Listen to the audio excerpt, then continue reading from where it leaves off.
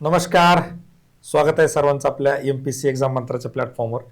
आणि राज्यसेवेचे खूप टॉपर आल्यानंतर खूप जण म्हणत होते सर जरा कंबाईनचे टॉपर्स, त्यातल्यात STI ESO पदावर ज्यांची निवड झाली असे अधिकाऱ्यांना घेऊन या, म्हणजे आम्हाला एक्झॅक्टली कळेल कंबाईनमध्ये आम्ही कुठे कमी पडतोय आणि त्या लिस्टमध्ये नाव आणण्यासाठी काय करावं लागेल. तर आज आपल्यासोबत विकास वनवे आहेत, यांना ESO पण मिळालं होतं, STI पण मिळालं होतं 2024च्या परीक्षेमध्ये. त्यांनी ESO ऑप्ट आउट केलं, त्याच्याबद्दल पहिले तुमचे खूप खूप आभार. थँक्यू की सर. तुम्ही ऑप्ट आउट केलं, पहिली गोष्ट. दुसरं, तुमचं जे सिलेक्शन झालंय त्यासाठी तुमचं खूप खूप अभिनंदन. धन्यवाद सर. आता फक्त म्हणजे मला एक प्रश्न साधा जस्ट विचारायचा आहे. 2017 पासून तुम्ही साधारण तयारी करत होता सर. आणि या वर्षी पहिल्यांदा एकदा BMC च्या पदी तुमची निवड झाली, आता 2 पदावर परत निवड झाली, तुम्हाला कसं वाटतंय? सर्वप्रथम तर म्हणजे असं आश्चर्यचकित झाल्यासारखं स्वतःच आश्चर्य वाटतंय की आपण खरंच या गोष्टीसाठी म्हणजे एवढी मेहनत घेतली आणि आज ते फळाला आली. एक त्याचाच एक आनंद वाटतोय की चला आपली मेहनत कामी आली आपल्याला. बरोबर.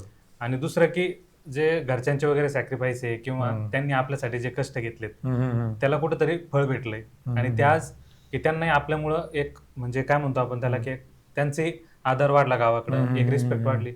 मग आपल्यामुळं आईवडिलांना किंवा नातेवाईकांना जर प्राऊड फील होत असेल तर ही एक मला वाटतं की आपल्यासाठी पण एक अचिव्हमेंट आहे.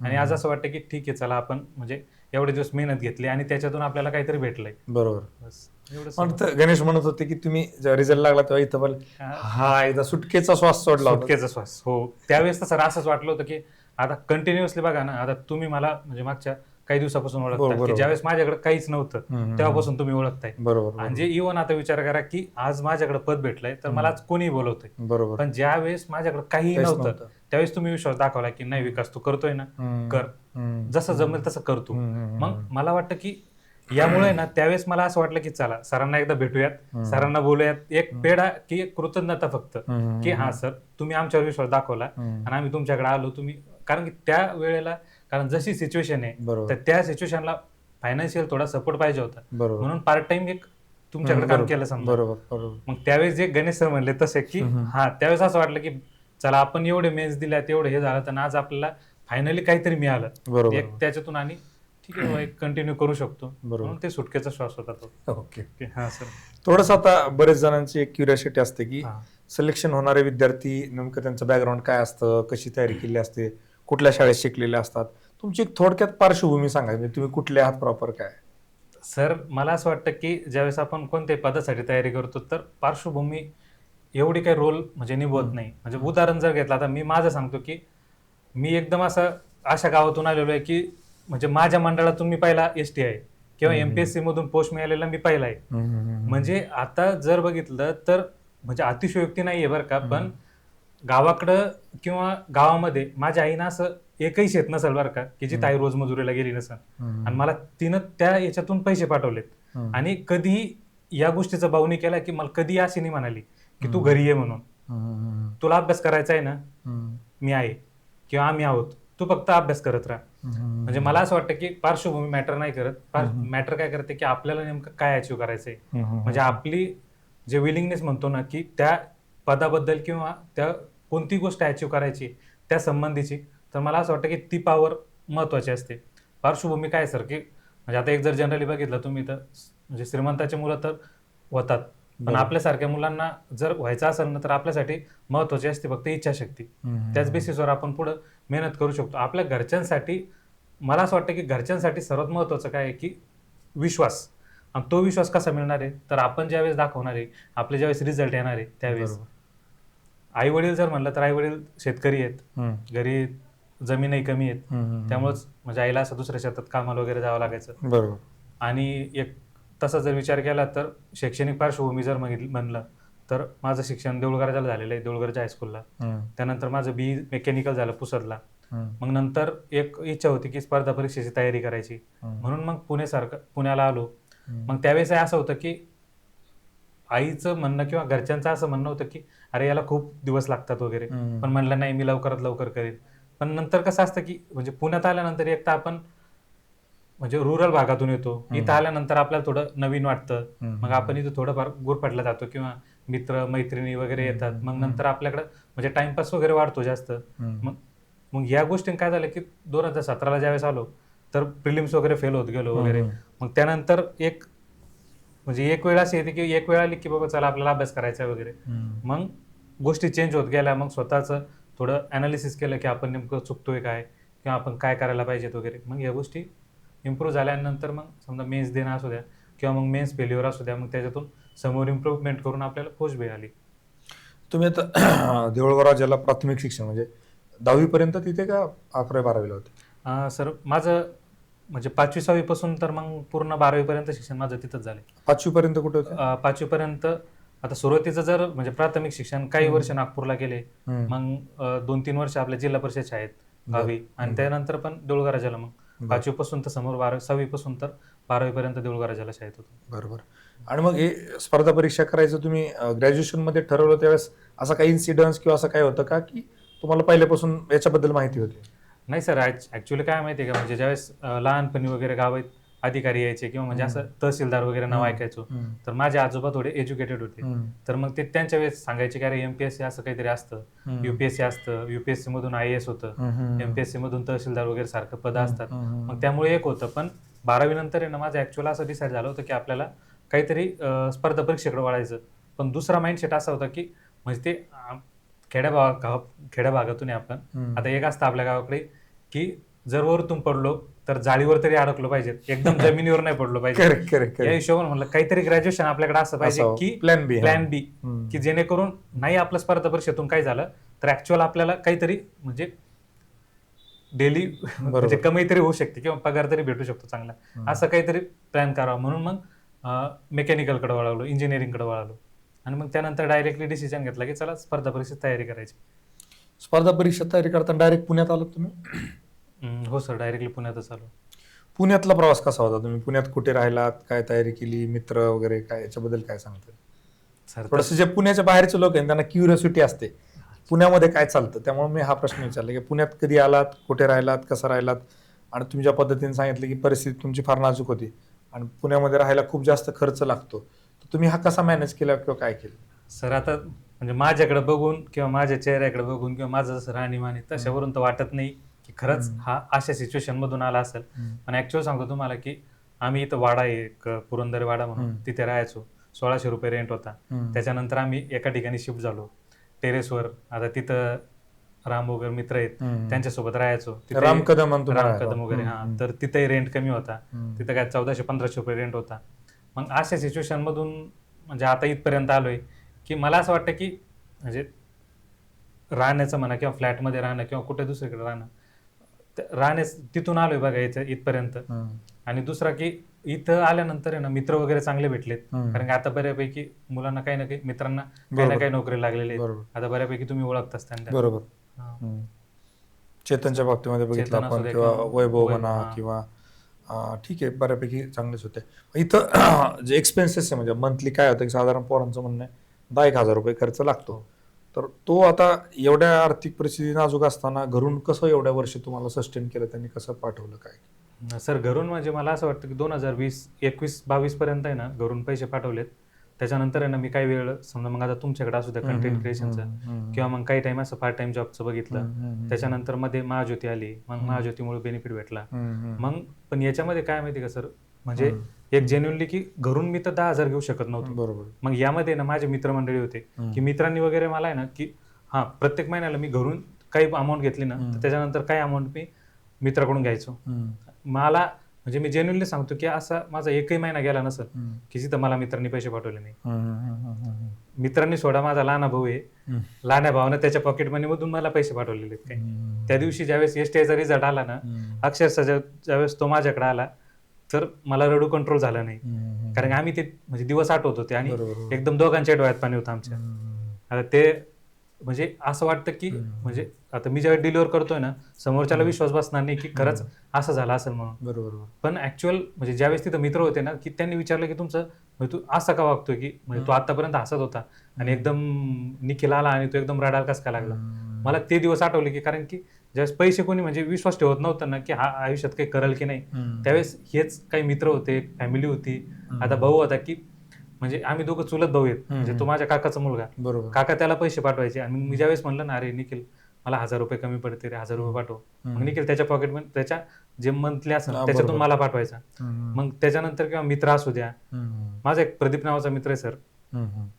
तो म्हणजे मला असं आठवत नाही की मी त्याला आत्तापर्यंत मेसेज केला असेल, अरे प्रदीप मला पैसे पाहिजे, आणि तो मला नाही म्हणला असेल. हम्म. मागच्या 2020चा एक अनुभव सांगतो तुम्हाला. 2021ला ज्यावेळेस लॉकडाऊन लागलं होतं हम्म. आणि लॉकडाऊनच्या नंतर पुण्यात यायचं होतं, त्यावेळेस तो म्हणे फक्त जर फायनान्शियल अडचण असेल म्हणून तू घरी राहत असशील तर राहू नको, मी आहे, तू ये फक्त पुण्याला. आणि सर म्हणजे त्यानं तो शब्द निभावला बरं का. जोपर्यंत मला सक्सेस होत नाही ना, जोपर्यंत माझ्याकडे पोस्ट येत नाही, तोपर्यंत तो मला म्हणजे भावासारखा पाठीमागे उभा राहिला.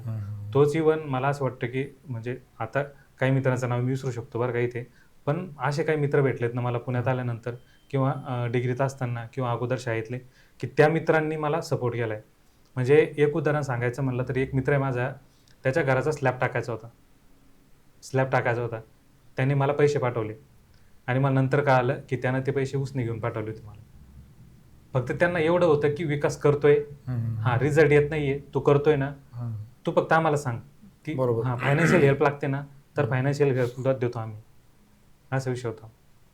मला असं वाटतं फायनान्शियल अडचण येत नाही सर, जर आपल्यामध्ये जर करण्याची धमक असेल ना किंवा करण्याची इच्छा जर असेल ना, तर सर्व गोष्टी जुळून येतात. 2 हात पुढे येतातच. पुढे तुम्हाला येतातच मदतीला अनुभव. आता विकासनं आपल्याकडं P2Pचं जे कंटेंट आहे आपलं, त्यात म्हणजे चेतन असेल, विकास, राम, राहुल सगळ्यांनी खूप छान पद्धतीने कॉन्ट्रीब्युट केली, इव्हन आखाडा टेस्ट सिरीजमध्ये पण. आणि त्याच्यामुळे खरं तर त्याची क्वालिटी जी आहे, तुमचं त्यातमध्ये खूप मोठं कॉन्ट्रीब्युशन बॅक एंडला सगळ्यांनीच केलेलं आहे. तर तो एक भाग झाला. दुसरं मग स्पर्धा परीक्षेची तयारी करत असताना तुम्हाला काय वाटतं की हा जो प्रवास आहे तुमचा एवढा का लांबला, की कुठल्या चुका झाल्या तुमच्या की ज्या विद्यार्थ्यांनी करू नयेत? सर मला असं वाटतं की सुरुवातीच्या काळामध्ये ना, म्हणजे आपलं एक तर अभ्यासाचं हे नसतं, नियोजन नसतं, आपल्याकडे टार्गेट नसतं की आपल्याला एवढ्या दिवसामध्ये काय करायचंय. आणि ते म्हणजे मला असं वाटतं की माझं सुरुवातीला चुकलं कुठं, की माझ्याकडे जे रेफरन्स मटेरियल व्यवस्थित नव्हतं. मी काय करायचो, आपलं मार्केटमधलं दिसलं पुस्तक उचललं, वाचलं. मग त्यामुळे काय झालं की एक म्हणजे रिव्हिजनसाठी किंवा बाकीच्या गोष्टींसाठी ना अडचणी येत गेल्या. म्हणजे इव्हन आता मी सांगतो 2018चा माझा समजा पहिला अटेम्प्ट टाकला, मला 26.5 मार्क्स होते कंबाईनच्या प्रिलिमला, 26.5. आता त्याच्यामध्ये आपण महाराष्ट्रासाठी महाराष्ट्राचा भूगोल, आणि मी कंबाईनच्या पेपरला भारताचा भूगोल वाचून गेलो होतो. हे ऍक्च्युअल रियालिटी आहे. आता ही म्हणजे तुमच्यासाठी पहिल्यांदा किंवा व्हिडिओमध्ये पहिल्यांदा बोलतोय, पण यांच्यासाठी नवीन नाहीये. त्यांना माहिती आहे की ह्या चुका माझ्या ऍक्च्युअल झालेल्या आहेत. पण ज्यावेळेस ऍक्च्युअल रिअलाइज झालं की अरे त्या परीक्षेची डिमांड काय आहे, मग त्या डिमांडनुसार ज्यावेळेस मी त्या गोष्टीवर वर्क करायला लागलो ना, तर मग माझे रिझल्ट दिसायला लागलेत. म्हणजे फॉर एक्झाम्पल घ्या, 2018 नंतर 2019ला मला काहीतरी 42.5 मार्क्स होते, माझी 1.5 मार्कांनी प्रिलिम गेली होती.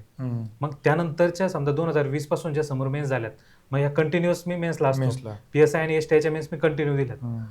मग यामध्ये मला असं वाटतं की आता इथं एक विषय येतो की मेन्सला क्वालिफाय होणं आणि मेन्सचे स्कोअर वाढणं, या दोन्ही वेगवेगळ्या गोष्टी आहेत.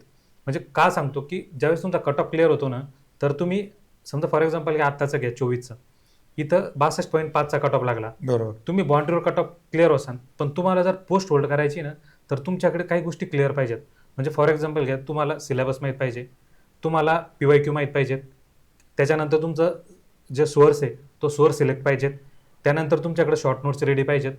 फॉर एक्झाम्पल शॉर्ट नोट्स, आता याच्यामध्ये जर आपण पॉईंट वाईज जर गेलो, म्हणजे फॉर एक्झाम्पल घ्या, PYQ थ्रू माझा एक पर्टिक्युलर असा व्ह्यू आहे की माझे स्कोर का वाढलेत, म्हणजे माझ्या स्कोरनुसार सांगतो बरं का. मला 2021ला आहे ना 51.75 मार्क्स होते, 2022ला मला 68.75 मार्क्स झाले. त्याच्यानंतर आहे ना मी एक ॲटिट्यूडमध्ये गेलो की अरे 20, 21, 22 आपण कंटिन्यू एवढ्या मेन्स दिलेल्या आहेत, आपल्या 9-10 मेन्स आत्ताच झाल्या, आपण प्रिलिम तर असेच काढू. या वेनं मी 23च्या मेन्सला प्रिलिमला गेलो, पण अक्षरशः सांगतो सर 23च्या प्रिलिमला मला फक्त 47 मार्क्स आहेत. म्हणजे 22ला विचार करा, मला 68.75 मार्क्स आहेत आणि मला 23च्या प्रिलिमला 47 मार्क्स आलेत. मग म्हणजे मला त्यावेळेस एक जाणवलं की तुम्ही अगोदर किती अभ्यास करता किंवा काय करता ह्या गोष्टी मॅटर करत नाही. प्रत्येक पेपरला तुम्ही नवा गडी नवा राज या हिशोबानं बघायला पाहिजेत. त्या 2023मध्ये माझ्यामध्ये जो थोडा मला असं वाटतं की अभ्यासाविषयीचा जो आरोगन्स आला होता, हे मला येतंय, माझे टॉपचे स्कोर आहेत. म्हणजे विचार करा सर, 2022च्या राज्यसेवेच्या प्रिलिमचा 106.5 कट ऑफ आहे आणि मला त्याच्यामध्ये 130 मार्क्स होते. कंबाईनच्या PSIचा कट ऑफ आय थिंक 52.25 का 50 आहे आणि मला तिथं 68.75 होते. मग माझ्यामध्ये एक तो अभ्यासाविषयीचा आरोगन्स होता की अरे मला काय, मी तर असं मला येणारच आहे मार्क्स, पास होणारच आहे मी. म्हणून मग मला असं वाटतं की तो जो आरोगन्सपणा आहे ना त्या फेल्युअर मधून म्हणजे माझा दूर झाला. मग त्यानंतर एक समजलं की आपल्याला प्रत्येक वेळी प्रत्येक परीक्षेची तयारी करताना आपल्याला नवीन सुरुवात करणं गरजेची आहे. इन द सेन्स नवीन सुरुवात नाही करत आपण, पण व्हॅल्यू ॲडिशन करत जातो. मग मला असं वाटतं की ज्या चुका मी म्हणजे 21-22 मधून ज्या गोष्टीमुळे माझा स्कोर इम्प्रूव्ह झाला होता त्याच वेळेनं मी 23 ते 24 साठी इम्प्रूव्हमेंट केलं. आत्ताचा माझा यावेळेचा स्कोरही 66 होता. गट कल न म्हणजे अभ्यासही न करता फक्त PYQ बेस आणि सिलेबसची डिकोडिंग असल्या कारणानं माझा गटकचाही स्कोर चांगला आला. 59 वगैरे काहीतरी स्कोर होता. आणि मुख्यचे स्कोर तर सर्वांना माहितीच आहेत. 148 म्हणजे 296 मार्क्स आहेत मला. मग मला असं वाटतं की यामध्ये ना आपल्याला एक बेसिक असतं की कंबाईनची तयारी करणाऱ्या प्रत्येक विद्यार्थ्यांना आहे ना प्रत्येक टॉपिक नेमका आपली डिमांड काय त्या सब्जेक्टची. मग आता तुम्ही जो म्हणजे अप्रोच किंवा तो डेव्हलप वगैरे केलेला आहे तर त्याच्यावर माझं एक असं म्हणणं आहे की अप्रोच आहे ना हा प्रत्येक विषयाचा डिफरंट आहे. बरोबर. काही ठिकाणी तुम्हाला कलेक्टिव्ह अप्रोच आहे आणि काही ठिकाणी तुम्हाला सिलेक्टिव्ह अप्रोच लावावा लागतो. बरोबर. इन द सेन्स कलेक्टिव्ह आणि सिलेक्टिव्ह माझं म्हणणं कसं आहे की कलेक्टिव्ह अप्रोच आपण कोणत्या सब्जेक्टसाठी लावणार आणि सिलेक्टिव्ह कुठे लावायचा. तर मी त्या गोष्टी डेव्हलप केल्या. म्हणजे फॉर एक्झाम्पल घ्या सिलेक्टिव्ह अप्रोच. मी ज्यावेळेस सिलेक्टिव्ह अप्रोच म्हणतोय ना तर selective approach in the sense की तुम्हाला काही गोष्टी काही फॅक्ट पाठ करावं लागतात. बरोबर. म्हणजे तुम्ही पॉलिटी घ्या, त्यानंतर जॉग्राफी घ्या किंवा सायन्स घ्या, इथं तुम्हाला फॅक्च्युअल बेस पेपरला जावं लागतं. पण त्याचऐवजी तुम्ही हिस्ट्री घ्या, इकॉनॉमिक्स घ्या, इथं तुम्ही कलेक्टिव्ह जाऊ शकता. इन द म्हणजे फॉर एक्झाम्पल घ्या तुम्हाला हिस्ट्रीला पर्टिक्युलर डाटा आहे, आयोग तिथंच विचारतंय, तिथं आकडेवारी चुकवत नाही आयोग. त्याचऐवजी तुम्ही पॉलिटी घ्या, पॉलिटीत आयोग डेट चुकवतं, इयर चुकवतं. करेक्ट. मग कधी तिथं समजा जिथं 127 आहे तिथं आयोग 172 करतंय. प्रेसिडेंट ठिकाणी पार्लमेंट करतंय, गव्हर्नरच्या वेळेस स्टेट गव्हर्नमेंट. मग हे झालं आपलं फॅक्ट बेस. म्हणजे मला असं वाटतं की ज्यावेळेस आपण सब्जेक्टची प्रिपरेशन करतोय ना तर कोणत्या सब्जेक्टला आपल्याला फॅक्च्युअल बेस जायचंय आणि कोणत्या सब्जेक्टला आपल्याला कलेक्टिव्ह जायचंय या गोष्टी कळल्या पाहिजेत. खूप महत्वाची गोष्ट होती. कलेक्टिव्ह आणि सब्जेक्टिव्ह यांचं एका वाक्यातलं म्हणणं काय आहे की पॉलिटीला फॅक्ट माहीतच पाहिजेत, हिस्ट्रीला एक्झॅक्टली माहीत नसल्या तरी चालतं. तिथे आपल्याला परीक्षेत अप्रोच लॉजिकनं तो सोडवता येतो. पण पॉलिटीमध्ये आणि मी प्रत्येक वेळेला लिमिटेशन मध्ये एक सांगायचो पॉलिटीचा नाद करायचा नाही, कारण पॉलिटी युजली विचारतात एक्सेप्शनवरच. तिथे अप्रोच ठोकता येण्यास स्कोप फार कमी आहे. खूप महत्वाचा पॉईंट या ठिकाणी विकासने सांगितलेला. अजून काय तुमचे एक्सपिरियन्सेस कसं? माझं असं आहे की मी ज्यावेळेस सब्जेक्ट कडे बघतोय ना तर मी ऍज अ म्हणजे पूर्ण सब्जेक्ट म्हणून नाही बघत. म्हणजे फॉर एक्झाम्पल घ्या आता पॉलिटी विषय घेऊया आपण. उदाहरण सांगतो पॉलिटीचं की ज्यावेळेस आपण पॉलिटी म्हणतो ना तर पॉलिटीमध्ये तुम्हाला आहे ना कन्सेप्च्युअल आणि फॅक्च्युअल बेस जावं लागतं. म्हणजे उदाहरण सांगतो की सरनामा हा राज्यघटनेचा भाग आहे किंवा नाही यावर आपल्याला प्रश्न येतो. पण एक तो कॉमन सेन्सचा विषय असतो की अरे सरनामा म्हणजे आपल्याला common sense in the sense की तिथं कन्सेप्च्युअल काय की अरे राज्यघटना आहे, राज्यघटनेचं जर म्हणजे फॉर एक्झाम्पल काय पुस्तक जर असेल तर प्रस्तावना मांडलेलीच असते ना समोर, त्यावेळेनं जर गेलो तर म्हणजे कन्सेप्ट कसं की तुम्हाला म्हणजे फॉर एक्झाम्पल प्रस्तावना सोडून द्या, सरनामा सोडून द्या किंवा मूलभूत हक्क, म्हणजे काही ठिकाणी ना तुम्हाला कन्सेप्ट माहीत पाहिजे असते. बरोबर. आणि त्यानंतर येतो आपला की फॅक्च्युअल बेस. मग आता उदाहरण घ्या कन्सेप्ट जर विचार केला तर आपण ज्यावेळेस आर्टिकल 1 to 4 वाचतो मग त्या 1 to 4 मध्ये आपल्यासाठी महत्वाचं काय कन्सेप्च्युअल काय अरे सिंपल मेजॉरिटी कुठं असते, त्यानंतर म्हणजे किंवा मग आपली स्पेशल असते का सिंपल असते मेजॉरिटी ते बघायचं. मग हे झालं आपलं कन्सेप्च्युअल. पण त्यानंतर विषय येतो की आपल्याला राज्यांचा क्रम विचारला जातो. बरोबर. मग त्याच्यासाठी आपल्याकडे काही ट्रिक पाहिजे असत्या. म्हणजे फॉर एक्झाम्पल घ्या गुजरात कधी बनलं, नागालँड कधी बनलं, हरियाणा कधी आणलं, फॉर्मेशन 16वं राज्य कोणतं, 17वं राज्य कोणतं. मग हे झालं फॅक्च्युअल बेस. म्हणजे माझं असं असतं की ज्यावेळेस आपण सब्जेक्ट प्रिपेअर करतोय ना तर सुरुवातीला तुम्ही कन्सेप्च्युअल जायला पाहिजेत, त्याच्यानंतर तुम्ही फॅक्च्युअल बेस जायला पाहिजेत. फॅक्च्युअल बेस आणि कंबाईनसाठी फॅक्च्युअल खूप महत्वाचं आहे.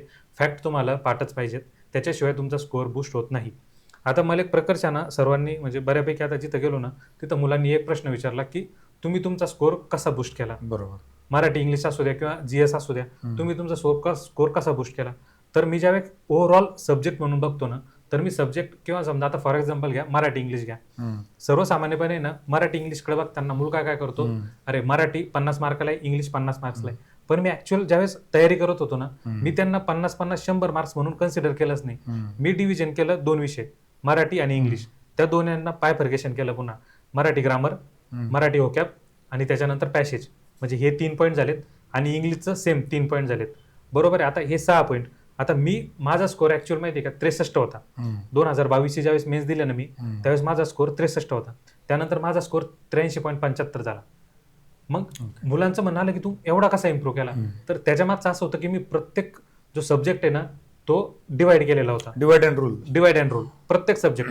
माझे विकनेस काय आहे ते ओळखले. म्हणजे फॉर एक्झाम्पल घ्या, मला सिनोनिम लक्षात राहत नाही, मी सगळे PYQ लिहून काढले, सिनोनिमचे सगळे PYQ लिहून काढले आणि ते मी वारंवार वाचायचो. आता विषय येतो सर माहिती आहे का, ज्यावेळेस मला असं वाटतं की आता तयारी करता येणं पोरं, तर प्रत्येक सब्जेक्टला आहे ना त्यांनी डिटेलमध्ये अनालिसिस करावं. माझं ज्यावेळेस मागच्या वेळेसचे फेल्युअर होते, म्हणजे मी 2022 पर्यंत सर 14 मेन्स दिलेल्या होत्या, 13 मेन्स दिलेल्या होत्या आणि माझ्याकडे एकही रिझल्ट नव्हता. त्या गोष्टी मॅटर करत नव्हत्या. मग माझ्यासाठी आवश्यक काय होतं की म्हणजे आता काय झालं मागच्या वर्षी ना, मागच्या दिवाळीच्या वेळेस वगैरे आमचं घरी बोलणं सुरू होतं. आता घरची परिस्थिती नाजूक, बरोबर. आई वडील त्यांच्याकडून कामं होत नव्हते आणि लग्नाचं प्रेशर की अरे आता एज झालंय, 29 एज आहे, तुझं काय चालू आहे, तुझ्या सोबतचे पोरं सेटल झालेत, त्यांचे मुलं शाळेत म्हणजे त्यांचे मुलं आता मोठाले झाले 2-2, 3-3 वर्षाचे, तुझं काय चालू आहे, तुझं म्हणजे पोरगी देईल का नाही कोणी, म्हणजे इथपासून सुरुवात होती. आता ह्या गोष्टी सगळ्यांना म्हणजे आपल्या खेडेगावातला मुलगा म्हणल्यानंतर ह्या सर्वांनाच फेस करावं लागतात. बरोबर. त्यावेळेस आईला बोललो होतो की आई ऍटलिस्ट या वर्षी काही नाही माझ्याकडं, पुढच्या वर्षी क्लर्क तरी होईल. बरोबर. हे डिस्कशन आहे आमचं 2024चं, क्लर्क तरी होईल. मग त्या अगोदर मी काय केलं होतं की आपल्याकडे एक स्टॅबिलिटी पाहिजे, म्हणून मी एक BMCचा म्हणजे क्लर्क म्हणजे टायपिंगचं सर्टिफिकेट काढलं होतं. माझ्याकडे एवढ्या दिवस टायपिंगचं सर्टिफिकेट नव्हतं, मी त्या वर्षी काढलं टायपिंगचं सर्टिफिकेट. मग त्याच बेसिसवर म्हणजे कुठं मला असं वाटतं की ज्यावेळेस आपले प्रयत्न प्रामाणिक असतात ना, तर नशीबही साथ देत चालतं. मला म्हणजे अजूनही आठवतं काहीतरी 14 ऑक्टोबरला BMCची ऍडव्हर्टाईज आली आणि 16 ऑक्टोबरला माझ्याकडे टायपिंगचं सर्टिफिकेट आहे. मग मी त्याच्यानंतर फॉर्म भरला. मग लकीली फेब्रुवारीमध्ये रिझल्ट आला, माझं सिलेक्शन झालं. म्हणजे मग आणि नंतर गोष्टी दिवसेंदिवस बदलत गेल्या. मग मला म्हणजे स्टॅबिलिटी आली, बरोबर आहे BMCची, म्हणजे मी समोर चालून फ्री हँड खेळू शकलो बरोबर कंबाईनसाठी. मग त्यामुळे मला असं वाटतं की जर मुलगा नवीन सुरुवात करत असेल ना, त्याच्यासाठी एक जॉब आवश्यक असतो. आपल्याला जॉब जॉईन नाही करायचा आहे. आता उदाहरण घ्या, आता तुम्ही म्हणजे मी ऑप्ट आउट केलंय BMC, मी जॉईन नाही केलं, बरोबर आहे, पण त्या BMC मुळे मला मेंटल स्टॅबिलिटी खूप आली. त्याचा फरक मला म्हणजे इकडे स्कोर वाढवण्यामध्ये झाला. बरोबर. कंबाईनचे. आता आपण आपल्या गोष्टीवर येऊ पुन्हा. ह्या स्टॅबिलिटीमुळे काय झालं, मी फ्री हँड घेऊ शकत होतो, म्हणून मी मराठी इंग्लिशचं ज्यावेळेस स्कोर वाढवायचं, म्हणजे आता माझी राजेश्वरीची प्रिलिम एका क्वेश्चनमुळे गेली होती, मला 115 मार्क्स होते. म्हणलं आपल्याकडे काय राहिले, फक्त एकच राहिला ऍक्च्युअल. म्हणजे मला असं अजूनही आठवतं सर, BMCचं ज्यावेळेस डॉक्युमेंट व्हेरिफिकेशनला गेलो होतो ना दादरला, तर तिथून ज्यावेळेस दादरच्या स्टेशनवर होतो आणि त्या दिवशी डिसाईड केलं होतं की म्हणजे ज्यावेळेस आलो ना, की मी विचार केला की खरंच आपण आयुष्यभर क्लर्क म्हणून राहू शकतो का, हा स्वतःवर एक प्रश्न निर्माण झाला होता. आणि त्या दिवशी डिसाईड केलं होतं की आयुष्यात मला काही जरी झालं ना, आपल्या यावेळेस 100% द्यायचं. बरोबर. यावेळेस 100% द्यायचं. आणि खरं सांगतो सर, त्याचे 40-42 दिवस उरले होते ना मेन्सला, तिथं मोबाईल वगैरे स्विच ऑफ होता, मोबाईल वापरला नव्हता, मोबाईल रूमला होता. आता ही गोष्ट आपण अगोदर पण बोललो होतो. बरोबर. म्हणजे माझं फक्त सांगण्याचं म्हणणं काय होतं की 100% ऑफ गिव्हिंग, ज्यावेळेस आपण आपला 100% देतो ना, त्यावेळेस नशीबही साथ देतं. बरोबर. मग आता हे बघा, हे झालं. मग माझी सुरुवात झाली होती कुठून, की जुलैमध्ये मी ज्यावेळेस म्हणजे सगळ्या गोष्टी सोडून दिल्या होत्या, एक सेपरेट म्हणजे स्वतःचं हे केलं होतं की बाबा चला आपल्याला नवीन सुरुवात करायची. मग तिथपासून माझा म्हणजे ॲक्च्युअल मी जसा नवीन मुलगा सुरुवात करतो ना, तसं गेलो होतो. मग ज्या गोष्टी मी मराठी इंग्लिशमध्ये इम्प्रूव्हमेंटसाठी यूज केल्या होत्या ना, त्याच गोष्टी मी मागच्या जुलैपासून म्हणजे जुलै 2024 पासून मी प्रत्येक GSसाठी अप्लाय केल्या होत्या. मी प्रत्येक GSला आहे ना तोडफोड करायचो. म्हणजे त्याच्यावर म्हणजे मी काय करायचो, PYQच्या बेसवर आहे ना सिलेबस डिझाईन करायचो माझा स्वतःचा, आणि मग मी त्याच्यानंतर टार्गेट द्यायचो. मग त्या प्रत्येक याच्यात आहे ना, प्रत्येक टॉपिकचं कुठं कन्सेप्च्युअल क्लॅरिटी आवश्यक आहे, कुठं आपल्याला फॅक्च्युअल आवश्यक आहे, या गोष्टी बघायचो. मग त्यामुळे काय झालं की डे बाय डे ना त्या फॅक्च्युअल गोष्टी पाठ होत गेल्या आणि त्याच्यावर एक कमांड येऊन गेली. आता मुलांचा प्रश्न असतो की फॅक्च्युअल गोष्टी लक्षात राहत नाही, तर मग मी त्यावेळेस काय केलेलं आहे, जिथं फॅक्च्युअल गोष्टी लक्षात राहत नाही ना, तर तिथं मी स्टिकी नोट्स वगैरे लावायचो. मग शॉर्ट नोट्स हातात म्हणजे असं काढून ठेवायचो. आता म्हणजे आपलं जर एक पेज जर आपण 4 याच्यामध्ये डिवाइड केलं, तर मी त्याच्यामध्ये म्हणजे डाटा लिहून ठेवायचो. मग त्याच्यावर म्हणजे भल्या मोठा डाटा आपला एकाच पेजवर येऊन जायचा. मग कधी आपण चहा घेऊन आलो की सरळ पेज घेऊन बसायचं आणि फक्त बघत राहायचं, तो ऍक्च्युअल डाटा पाठ होत जातो. म्हणजे अशाच गोष्टी प्रत्येक विषयाच्या केल्या आणि आपली इम्प्रूव्हमेंट झाली.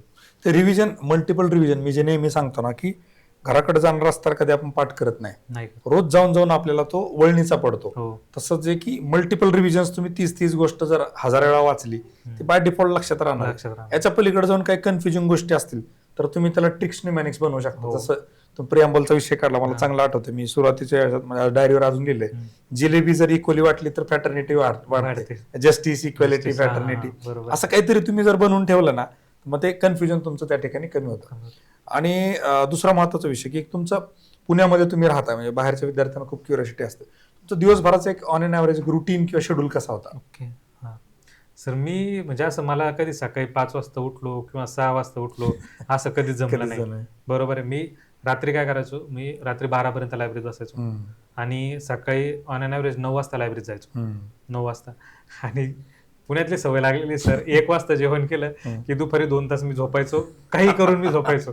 इव्हन एवढा सांगतो की आता याला माहितीये, आता जे बसलेले त्यांना माहितीये की मी इव्हन ज्या दिवशी एक्झाम होती का त्या दिवशी दुपारी रूमला झोपलेलो होतो. म्हणजे मी ते शेड्यूल जे आहे ना ते मिसमॅच केलंच नाही. मग माझं असं होतं की आपण जेवढ्या वेळ लायब्ररीमध्ये बसणार आहे ना तर तेवढ्या वेळ फक्त अभ्यास प्रोडक्टिव्ह करायचा, टाइमपास नाही करायचा. टाइमपास नाही करायचा. मग मी जर 9 वाजता लायब्ररीमध्ये गेलो असं ना सर तर मी 1 वाजताच खाली उतरलो असा. बरोबर. मी 9 वाजता लायब्ररीत गेलो, 10 वाजता नाश्त्याला येतो, अर्धा तास नाश्ता करतो, नंतर कोणतरी भेटतं, गप्पा मारतो, चहा पितो. तसं नाही केलं. मग मी 9 वाजता गेलो ना तर मग 1 वाजेपर्यंत अभ्यास, त्याच्यानंतर आपलं जे एक आहे सांगतो ॲव्हरेज आहे ना 6 ते 8 तास या दरम्यान स्टडी केला. आणि ज्यावेळेस समजा एक्झाम मेन्स होती ना तर मेन्सच्या जो 40 दिवस उरले होते, 40-42, तिथं माझी जेवढी कॅपॅसिटी आहे अभ्यास करण्याची किंवा तिथं सिटिंगची ती सर्व यूज केली यावेळेस. कारण मला माहित होतं मी जर आता नाही केलं करत तर मला कार्यकारी सहाय्यक म्हणून बीएमसी जॉईन करणे. बरोबर. आणि तिथं जॉब एकदा जॉईन झाल्यानंतर पुढच्या गोष्टी माझ्या हातात नाही राहणार. म्हणजे एक माझ्याकडची शेवटची संधी एवढीच मेन्स होती, म्हणून मी माझ्या परीनं जो काही प्रयत्न करू शकतो तो केला. मला वाटतं एक स्टँडर्ड रुटीन कोणाचंही 6 ते 8 तास एवढे नॉर्मल मुलं अभ्यास करतात. बरोबर. कोणीच असं सुरुवातीपासून 10-12 तास वगैरे असा अभ्यास नाही करत. आणि मेन्सच्या टायमामध्ये सर मग ऑटोमॅटिक वाढतो तो. हा एक महत्वाचा मुद्दा असा येतो की क्लासच्या विषयी तुम्ही म्हणजे क्लास करायला पाहिजे नाही पाहिजे हा एक मुद्दा. आणि तुम्ही क्लास केले होते का कुठले किंवा काय असं सिलेक्टिव्हली कुठले मॉड्यूल वगैरे केले होते कधी, किंवा सुरुवातीच्या काळात जेव्हा प्रिपरेशन आलं तेव्हा काही क्लास केले का? मला असं वाटतं किंवा मार्गदर्शक 3 गोष्टी, एक तर क्लास केला पाहिजे का नाही, तुम्ही क्लास केला का नाही, आणि मार्गदर्शक डायरेक्शन प्रॉपर यासाठीचा जो मेंटरचा रोल असतो त्याच्याबद्दल काय म्हणणार? मला असं वाटतं सर क्लास करणं किंवा न करणं हा विद्यार्थ्याचा वैयक्तिक प्रश्न आहे, पण मेंटॉर असणं आवश्यक आहे. ओके. मेंटॉर म्हणजे इन द सेन्स की आता मेंटॉर आपल्याला काय की कोणत्या चुका करायच्या किंवा कोणत्या नाही, किंवा चुका जर झाल्यात तर त्या इम्प्रूव्ह कशा करायच्या याबद्दल मार्गदर्शन करतो. मग आम्हाला असं वाटतं की कुठेतरी म्हणजे आम्ही XYZ या इन्स्टिट्यूटला होतो, पण तिथं जर नसतो ना तर आमचा रिझल्ट लवकर आला असता. बरोबर. म्हणजे मेंटॉर जो आपण निवडणार आहे तो पण हा. आता मी तुमच्याबद्दल सांगतो की आता आपण मागच्या 2-2.5 वर्षापासून कॉन्टॅक्ट मध्ये, तुम्ही मला आतापर्यंत एकही सजेशन चुकीचं दिलं नाही. आतापर्यंत आम्ही म्हणजे एवढ्या वेळेस बोललो आपण की अरे प्रिलिम नाही निघते, मग कोणत्या गोष्टी फोकस करायला पाहिजे, किंवा मग आपण ज्या गोष्टी बोललो ना तर मग मला असं वाटतं की क्लास लावणं किंवा न लावणं हा त्याचा वैयक्तिक प्रश्न झाला फायनान्शियल बेसवर, की बाबा हा काहीच असतं की मी सेल्फ स्टडी करून पण करू शकतो, पण मेंटॉर निवडणं आवश्यक आहे. मेंटॉर असावा तुमच्याकडे ऍक्च्युअल. समजा मग कोणाचा मोठा भाऊ असतो, बरोबर, कोणाची बहीण असते किंवा घरातला असतो, मित्र असतो, ऍटलिस्ट एक नाही कोणीतरी मेंटॉर असावा की ज्याला या गोष्टीतला अनुभव आहे. बरोबर. आणि जर म्हणजे मला असं वाटतं बरं का की तुमच्या क्लासमध्ये म्हणून नाही किंवा तुम्ही घेताय म्हणून, पण ज्याला कोणाला मेंटॉर नसेल ना त्याच्याकडे त्याने सरांना कॉल करावा. कारण सर तुमचे फ्री मेंटॉरशिप असू द्या, फ्री मेंटॉरिंग असू द्या, किंवा मग तुमच्याकडून जेवढी हेल्प होऊ शकते ना तुम्ही विद्यार्थ्यांना करता. एवढं माझा पर्सनल अनुभव आहे. बरोबर. नाही तो काय नशिबाचा भाग असतो. आणि हा एक उदाहरण सांगायचं राहिलं पुन्हा, सरांना 2 ते 3 वेळेस मी कोड मागितला होता की सर कंडिशन नाहीये, पैसे नाही भरू शकत. सर म्हणे डायरेक्ट 5% अमाऊंट भर आणि तू बॅच कर. म्हणजे ज्या बॅचची फी तुमची 2,500 रुपये, तिथं आम्ही आय थिंक 90 रुपयात 80 रुपयात बॅच दिली. म्हणजे अशा गोष्टींचा फरक पडतो की आता कंटेंटच्या बॅचेस घ्या, कंटेंट वगैरे त्या बॅचेत आता होतोच की आम्ही तिथे. नाही आता तू एक विषय सांगतो माझा कसा आहे, माझ्या ओळखीचा कोणी झाला ना, मला मी इतका त्यात म्हणजे मला बिलकुल पैसे मागायला किंवा पैसे घ्यायला मला जमतच नाही. माझा ड्रॉबॅक येतो, प्रोफेशनल राहूच शकत नाही. एकदा आपल्या इन्स्टिट्यूटला कोणी जोडला गेला की की मग त्याला आपल्या सगळ्या गोष्टींचा ऍक्सेस जवळपास मिळतो. हो, नक्कीच. आणि दुसरं तुम्ही मेंटरिंगचा म्हणला ना, एक मला असं वाटतं माझं नशीब आहे ते थोडं. मी म्हणणार मी लय भारी डिसिजन मेकर आहे. कालच कोणाला तरी बोलत होतो, ते दोघं जण आले होते. मी त्यांना म्हटलं आतापर्यंत मी जे ऑब्झर्व केलं ना माझ्या लाईफ मधले, की माझ्या चुका झाल्या स्वतःच्या वैयक्तिक, म्हणजे काही अटेम्प्ट मी जे नव्हते घ्यायला पाहिजे ते घेतले. जसं 13चा UPSCचा अटेम्प्ट द्यायला पाहिजे नाही दिला, काही माझे. पण मी ज्यांना सजेशन दिलेत ना आतापर्यंत मॅक्झिमम मिळालं ते बरोबर आले. माझं नशीब म्हणा किंवा काय गोष्टी म्हणा, आणि ते मी ज्या गोष्टी सांगितल्या ते लोक फॉलो करतात, त्यांना रिझल्ट मिळतात. फॉर्च्युनेटली लोक फॉलो करतात. आजकाल काय झालं, मागच्या मी काही दिवसापासून ऑब्झर्व करतोय, एवढे जण यायला लागलेत फक्त यासाठी, सर आता 1 वर्ष तुम्हाला समर्पित, तुम्ही आम्हाला सांगा ते आम्ही करतो. मी 2-3 वर्ष इकडे क्लास केला, इकडे हे केलं, पण यश आलेलं नाहीये. काल एक जण खूप म्हणजे नवरा बायको सुद्धा 2 जण ते आले, म्हणजे सर आमचे एक सरांसोबत खूप चांगले संबंध आहेत, त्यांनी आम्हाला चांगलं गाईड केलंय, 2 वर्षापासून आम्ही त्यांना फॉलो करतोय, पण आम्हाला रिझल्ट आलेला नाही, आता आम्हाला तुम्ही काहीतरी मार्गदर्शन करा. तो एक मला असं लकचा पण पार्ट आहे, की बऱ्याच वेळेला मला तिथलं तिथं काही सुचलं नाही. राजचा विषय घ्या किंवा यतीन पाटील असेल किंवा विवेक असेल, इंटरव्ह्यूच्या बाबतीत गायडन्सला कोणी पण आलं असं, आणि मला जसं वाटलं त्या सिच्युएशनला की हा इथे ही गोष्ट आहे. कंबाईनच्या बाबतीमध्ये मी 1-2 गोष्टी करतो. आता एक जण आला, सर राज्यसेवेला UPSCच्या मेन्स दिल्यात, राज्यसेवा पुढे कंटिन्यू करू का कंबाईन करू? माझे 2-3च प्रश्न असतात. मॅथ रिजनिंग कसं आहे, जनरल सायन्स जमतं का, आणि मराठी इंग्लिश ग्रामर येणार आहे का? नसेल तर कंबाईनचा नाद सोडून द्या. कारण शेवटी मेन्स ही सिलेक्शनची प्रोसेस आहे, बरोबर आहे. मराठी इंग्लिश ग्रामरला तुम्हाला 80+ आहेत, राज पडतरला 87.5 आहेत. कुणीही घ्या, ज्या लिस्टमध्ये 80+ आले तर तुम्ही लिस्टमध्ये, तुम्ही 30 आणि 35 मार्क इंग्लिश ग्रामरला पडले, तुम्हाला सिलेक्शन कसं होणार? नाही होणार. त्यामुळं काही गोष्टीच्या, आणि प्रॅक्टिकल आता काय होतं माहिती, मार्गदर्शन करता गंमत मी कालच्या व्हिडिओमध्ये पण सांगितली, तुम्ही 50 मेन्स दिल्या, 25 मेन्स दिल्या, त्यातून एकच प्रूव्ह होतं की तुमची प्रिलिम्स चांगली आहे. प्रिलिम्स चांगली, ओके.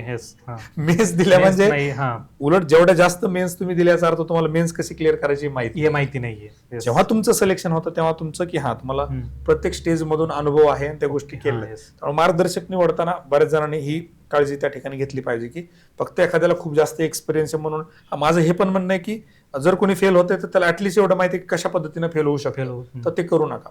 ठीक आहे, तो एक रोल आहे. त्याच्यानंतर दुसरा एक महत्वाचा विषय असतो स्पर्धा परीक्षेची तयारी करत असताना, की पुण्याच्या बाहेर तयारी करणं आणि पुण्यामध्ये तयारी करणं. तुम्हाला काय वाटतं? की आता सर बघा, मी म्हणजे खूप जणांचं ऐकलं बरं का, मला असं वाटतं की हे पर्सन टू पर्सन व्हॅरी होते. म्हणजे उदाहरण घ्या, आता मी जर म्हणलं की मला घरी राहून तयारी करायची, तर खरंच माझ्याकडून शक्य आहे का? म्हणजे उदाहरण करा, जसं घर आहे माझं किंवा ज्या भागातून मी आलेलो आहे तिथं मी घरी राहून स्टडी करू शकतो का?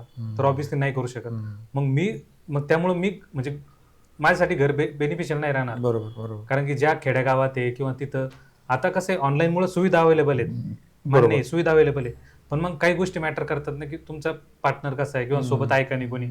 आता इथे बघा, आता जरी मी माझं म्हणलं तर माझ्या ग्रुपमध्ये सर ऍटलीस्ट आता तुम्हालाही माहिती आहे बऱ्यापैकी मुलं सिलेक्ट झालेले आहेत आणि चांगले हुशार सोबतचे सिलेक्ट झाले. बरोबर. मग तो एक मला असं वाटतं की जर आपण म्हणजे घरापासून दूर राहून अभ्यास करत असू तर आपल्याला तो एक बेनिफिट भेटू शकतो. आता घरी राहून कसं आहे, आता काहींचं कसं आहे, आता राज सर वगैरे घ्या, त्यांचा घरी कम्फर्ट होता, त्यांनी घरी राहून अभ्यास केला, आणि ते पुणे भागातले.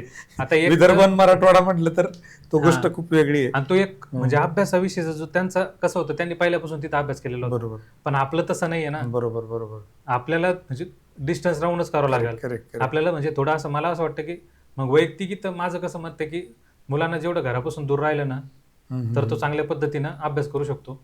काही अडचणी असतात की ज्या डोळ्यात, आता कसं असतं ज्यावेळेस म्हणजे उदाहरण सांगतो, आता ज्यावेळेस माझं एज झालेलं आहे, माझं आता समजा मी 30 माझं रनिंग आहे, बरोबर आहे, मी ज्यावेळेस आईवडिलांना बघतो, माझ्या आईवडिलांना बघितल्यानंतर माझ्याकडे हिंमत होत नाही अभ्यास करण्याची. मी म्हणतो यार मी काहीतरी पार्ट टाइम जॉब बघतो. बरोबर. पण त्याचऐवजी ज्यावेळेस ते माझ्या डोळ्या आड असतात, पण मला हे माहित असतं की आपण कष्ट करायचे, ते आपल्यासाठी कष्ट करताय, आपल्याला करायचे आहेत, पण ते ज्यावेळेस डोळ्या आड जातात ना त्यावेळेस आपण इथं फ्री हँड खेळतो. बरोबर. म्हणजे मला त्यामुळे असं वाटतं की तुम्ही जर घरापासून दूर राहिले तर तोही बी नाही बेनिफिशियल आहे. पण आत्ताच्या म्हणजे मला असं वाटतं की स्वतःवर कंट्रोल असावं, जरी तुम्ही बाहेर राहून अभ्यास करत असले तरी. बरोबर. आणि म्हणजे बस एवढं. काय प्रश्न विचारायचे निखिल? मला असं वाटतं बऱ्यापैकी गोष्टी आपण आता त्या ठिकाणी डिस्कस केलेल्या आहेत आणि डिस्कस पण झालेल्या आहेत. इथून पुढे आपण असेच संयुक्तच्या बाबतीमध्ये म्हणा, राज्यसेवेच्या बाबतीत वेगवेगळे टॉपर्सला आपण इथं घेऊन येत जाऊ. तुमचे काही प्रश्न असतील तर तुम्ही खाली कमेंट करू शकता. फक्त एकच गोष्ट आहे की बाकीचे जे हौशे गवशे नवशे व्हिडिओ बघून येतात त्यांनी थोडं काळजीपूर्वक कमेंट करा. तुम्हाला पुढच्यांची परिस्थिती माहीत नसते, कोण कसं आहे काय. किंवा मागच्या व्हिडिओला मी वाटतं प्रदीप गोरडच्या व्हिडिओला काही कमेंट बघितल्या, नंतर अमित लोकरेंच्या व्हिडिओला बघितला, हर्षल पाटीलचा शॉर्ट टाकला तिथं बघितला. अरे त्यांनी सेलिब्रेशन करायचं, त्यांनी यश मिळवलंय, स्वतः सेलिब्रेशन सांगितलेलं नसतं. तुमच्या नाही. बाबतीमध्ये मित्रांनी गुलाल टाकला, मित्रांनी माझा सेलिब्रेशन. इव्हन सांगतो सर, बरं आता तुम्ही आता समोर येत हे स्वतः रिझल्टचं सर्वांना माहित होतं मी ऑप्ट आउट करणार आहे. मी स्वतः म्हणलं होतं की आपल्याला सेलिब्रेशन करायचं नाही, मी ऑप्ट आउट करणार आहे. मुलांचं एकच म्हणणं आलं, मागच्या 7 वर्षामध्ये आपण एवढं लढत होतो, बरोबर, आपल्याकडे जॉब नव्हता, बरोबर, आपण हक्काने मिळवलेलं आहे, मग आपण सेलिब्रेशन का नाही करायचं? बरोबर. म्हणजे माझं असं वैयक्तिक मत आहे की सेलिब्रेशन करणं हे म्हणजे मुलं आता स्वतःहून तर नाही करत सर, बरोबर, मित्रमंडळी त्यांनी आपलं बघितलेलं असतं, बरोबर, ते एक आनंदाचा क्षण म्हणून सेलिब्रेट करतात. बरोबर, बरोबर.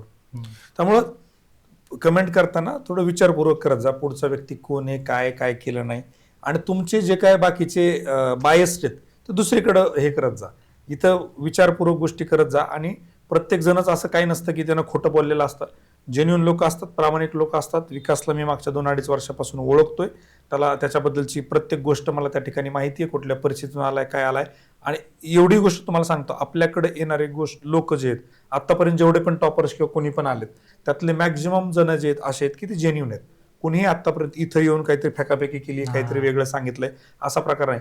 इव्हन विकासनं काही गोष्टी मला ज्या काल सांगितल्या ते इथं सांगितल्या पण नाहीयेत. त्यांनी त्यांच्या आई वडिलांनी कशा पद्धतीने कष्ट घेतलेत, आईनं काय काय विकून पैसे पुरवलेत आणि कशा गोष्टी केल्यात. काय खूप जास्त आपल्याला काही इमोशनल ड्रामा करायचा नाही, म्हणून आपण तो काही विषय तर काढला नाही. पण तुम्हाला परिस्थिती जाणीव असावी.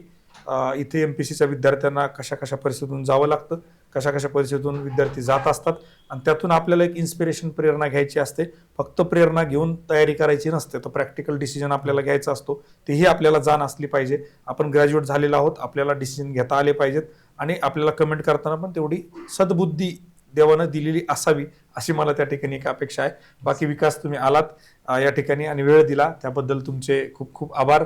Thank you so much. आणि पुढच्या वाटचालीसाठी तुम्हाला खूप खूप शुभेच्छा. Thank you sir.